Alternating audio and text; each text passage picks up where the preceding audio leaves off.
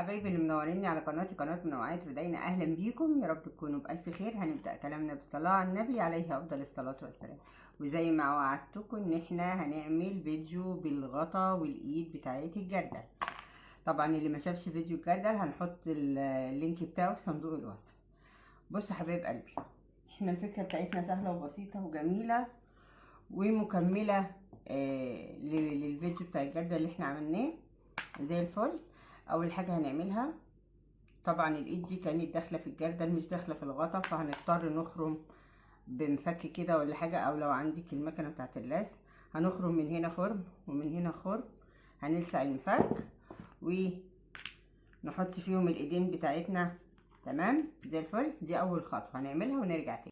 اهو يا حبايب قلبي خرمنا من هنا خرم بسيط وهنا خرم بسيط ودخلنا الايد بتاعتنا. طبعا الايد بتاعتنا مش هتفضل تروح وتيجي كده، بس احنا مش هنثبتها دلوقتي. زي الفل.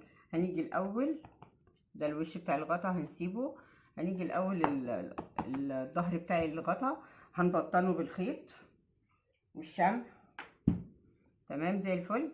هنبطن الغطا من تحت ونرجع نشوف هنعمل ايه تاني. يلا بينا.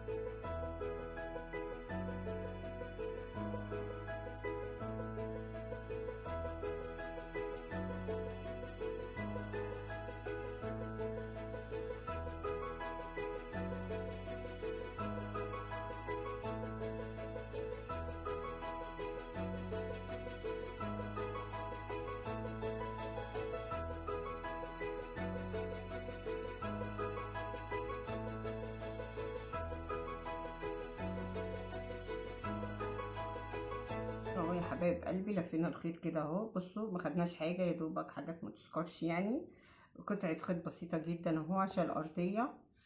لو انت مش عايزه تعملي الارضيه براحتك يعني، بس انا حابه اعملها عشان يبقى الشغل كله مظبوط. عندي لولي بسيطه اهو، عندي لون ستان بني ولون سكري. حبايبي انا مرتبطه بالالوان دي عشان عفش بيتي، لكن انت اعملي الالوان اللي تناسب بيتك. تمام زي الفل. هنعمل عندنا استراسي بسيط جدا جدا يعني. بصوا حاجات بسيطه. هنيجي كده بسم الله الرحمن الرحيم ونقص الحجم ده مثلا. اعمل لكم الحجم ده اهو، وتقصي بقى شويه حلوين من البني وشويه حلوين من السكري، ونلسع كده كده يا دوبك بس عشان ما تتنسلش. ونيجي نعمل الوردة الستان بتاعتنا اللي احنا عارفينها ومتعودين عليها. سراجة سراجة بسيطة اهو. وردة الستان دي احنا بنبدع بيها بصراحة يعني، بنعمل بيها حاجات جميلة جدا وشغل حلو. بنحط الطرف الاولاني على الطرف التاني ونسحب كده بالخيط، بتدينا شكل الوردة الحلو ده. بنقفل بقى وردتنا كده، نقفلها مرة كمان بالشكل ده اهي اتقفلت. نيجي بقى ناخد لولاية بسيطة كده نحطها في النص تدي شكل لطيف اهو زي الفل. صباحي يا بوسي. زي الفل اهو. مرة كمان للتثبيت ونروح ثبتينها كده اهو الوردة بتاعتنا، ونقفلها تقفيلة بسيطة. ادي وردة الستان اللي بنعمل بيها شغل تحفة وجميل اهو زي الفل زي الفل. هنعمل شوية من البني، نعمل شوية من السكري، ونرجع بقى نزغرف العلبة اللطيفة بتاعتنا دي. جينا بعد ما عملنا شوية حلوين من البني وشوية حلوين من السكري زي الفل، وعندنا الشريط ده. تمام. هنلسع الطرف بتاعه كده وهنثبت الايد.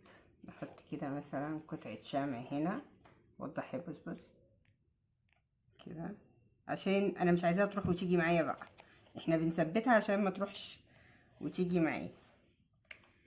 ونيجي برضو هنا قطعة شمع عشان تتثبت، بس حاجة بسيطة كده مش هتخليها تروح وتيجي. زي الفل زي الفل. نسيبها بس تنشف. هنيجي بقى بشريط الستان ده، بشريط الاسترس ده، ونيجي كده ونلف. طبعا انا هشتغل بس عشان مديه بس فرصة للشمع ينشف، ونلف كده. ونيجي بشريط الستان السكري ونروح لافين الايد بتاعتنا زي ما هوريكم بالفيديو السريع، ونبدأ بقى نزغرف. يلا بينا نشوف هنعمل ايه. يلا بينا.